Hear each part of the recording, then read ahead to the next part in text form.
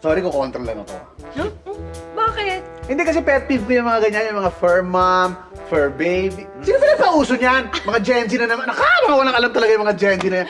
Sis, kalma ka lang, sis. Baka, baka batuhin ka nito, sis. Salen! Di ba dati, amo tsaka alaga? Oo. O ngayon, yung tawag, fur mom at fur baby. Ayun na nga, kaya nga gumuloy. Bakit naging fur baby? Ha? Di ba, alaga mo nga yun eh. Ba't naging baby? Paano siya naging baby mo? Paano siya naging fur baby? Eh kasi nga, ako nanay nila.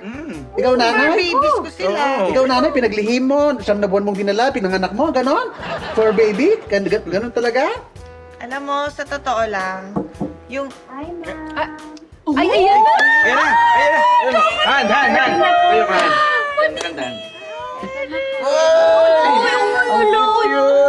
Tingin nga. So ano tawag mo dito? Human baby. Kasi tas human mom ka, human mom. Human baby. Ano ka ba? Edi fur baby pa din? Bakit fur baby? Eh, pinanganak mo na yan. Totoong anak mo yan eh. Oo nga. Pinagbuntis ko, inilabas ko, at ako fur mom niya. Ayan. Fur baby nga. Mukha ng tatay. Aso. Ikaw yun.